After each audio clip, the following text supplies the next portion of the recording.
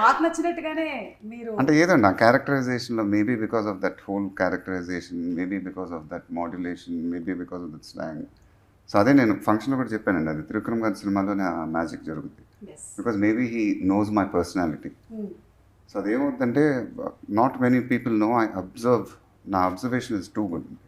So నేను and because of that if I meet someone I'm very good at imitating people. So ఒక 2 hours ఎవరినన్నా కలిశానంటే as it is అలానే దింపేయగలను నేను. ఆ మనిషి ఎలా మాట్లాడతాడు, అతను ఎలా బిహేవ్ చేస్తాడు, అంటే ఇది సినిమాలో యాక్టర్లు కాదండి, బయట పర్సనాలిటీస్. సో అది త్రివిక్రమ్ గారికి బాగా తెలుసు. అందుకే దాన్ని నా పర్ఫార్మెన్స్లో ఆయన he gets it out of that performance. ఆయన ఏమంటాడంటే ఆ రోజు అతన్ని అలా చేశారు కదండి, అలా చేసింది ఇక్కడ అంటాడు.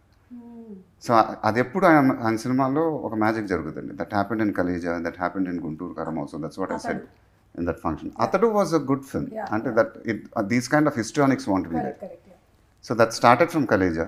సో ఇది గుంటూరు కారం అయితే it was like a peaks అనిపించింది నాకు. And it was very easy, we didn't push it, చాలా ఎఫర్ట్లెస్గా కనిపిస్తుంది. సో ఆ క్యారెక్టరైజేషన్ అనేది అందుకే నాకు చూసినప్పుడు అది నాకే మజా వచ్చింది.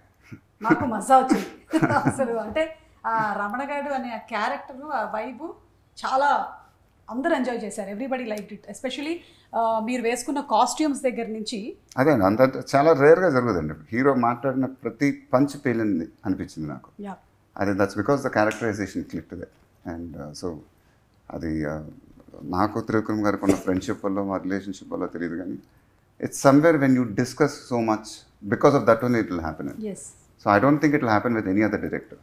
So I think because we both are so close, I think that's how that performance comes out like that, is what I feel. And ఇవాళ నాకు చూసినప్పుడు కూడా ఆ సుదర్శన్ 35లో అరే అసలు అది నేను చెప్పినట్టు మై మోస్ట్ బిగ్గెస్ట్ క్రిటిక్ నేనే, బట్ నాకే మజా వచ్చిందంటే అది మామూలు విషయం.